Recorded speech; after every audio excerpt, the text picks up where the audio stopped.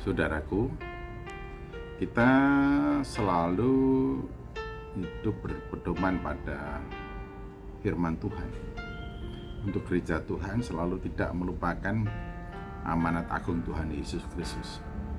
Nah, sekarang saya ingin memberikan catatan bagian terakhir dari amanat agung, menegaskan demikian.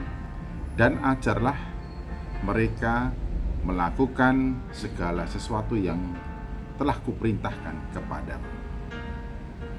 Setelah seseorang terima Yesus, mereka dibaptiskan. Lalu tugas gereja, tugas kita adalah mengajarkan kepada mereka melakukan segala sesuatu yang diperintahkan oleh Tuhan Yesus Kristus. Nah, ini sangat penting sebab seringkali kita berhenti pada kata ajarlah mereka. Kita lupa bahwa sesungguhnya tugas kita adalah mengajar, melakukan. Tugas guru Injil, tugas guru sekolah minggu, tugas pendeta, tugas diakon, tugas pemimpin gereja ketika mereka menyampaikan firman Tuhan adalah mengajar, melakukan perintah Tuhan. Mengajar, melakukan apa yang menjadi perintah Tuhan Yesus Kristus. Mengajar, melakukan apa yang diinginkan oleh Tuhan Yesus Kristus, dikehendaki oleh Tuhan Yesus Kristus. Ini sangat penting dan fundamental supaya kita semua mengerti. Guru sekolah minggu, tugasmu yang hakiki adalah mengajar, melakukan seluruh anggota kelas di mana mereka ikut dalam kelasmu. Ingat loh ya, tugasnya adalah mengajar, melakukan. Memang bisa saja kita itu mengajarkan teori, konsep, prinsip dengan argumentasi yang begitu kuat, jelas, rasional, kemudian tidak bisa didebat, tidak bisa dibantah.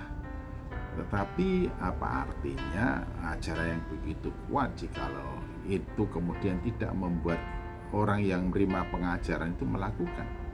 Sebab tugas kita yang diperintahkan oleh Tuhan Yesus Kristus berdasarkan Injil Matius pasal 28 ayat 20 adalah mengajar, melakukan.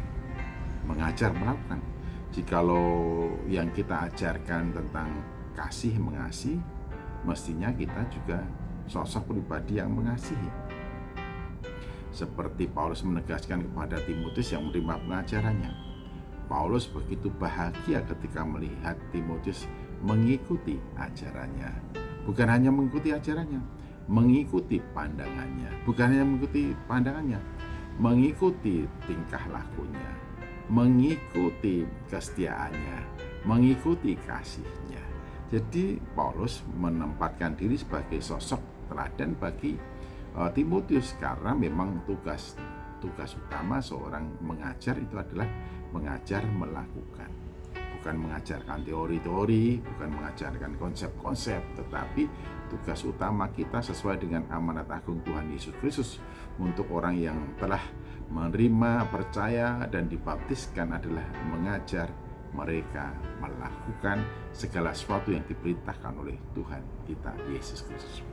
Oleh karena itu, kita semua akan menjadi sekumpulan atau komunitas dari para hamba Tuhan yang masing-masing dalam kehidupannya punya komitmen yang tegas. Sesungguhnya aku ini adalah hamba Tuhan, jadilah padaku menurut perkataanmu. Jadi kita secara serempak dan kuat bersama-sama mempunyai komitmen yang sama dalam hubungan kita dengan Tuhan Yesus Kristus, yaitu berkomitmen untuk melakukan segala sesuatu yang diperintahkan oleh Tuhan Yesus Kristus. Oleh karena itu, hal yang demikian akan dapat terjadi jikalau setiap orang percaya dan semua orang yang bertugas mengajarkan firman Tuhan, mereka mengajarkan melakukan perintah Tuhan, mengajarkan melakukan apa yang diinginkan dan dikehendaki oleh Tuhan, bukan semata mengajarkan teori, konsep-konsep dan prinsip-prinsip, tetapi yang terutama adalah menolong setiap orang yang kita ajar untuk melakukan apa yang diperintahkan oleh Tuhan Yesus Kristus. Sehingga setiap orang yang telah keluar dari proses belajar dan mengajar di dalam satu kelas dalam hubungannya dengan firman Tuhan, mereka pulang dengan satu kebahagiaan. Sekarang saya tahu inilah yang seharusnya saya lakukan.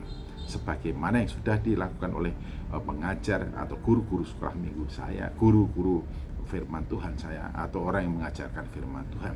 Mereka sungguh-sungguh mengajar saya melakukan apa yang diperintahkan oleh Tuhan. Saya dapat melihat bagaimana hidup mereka.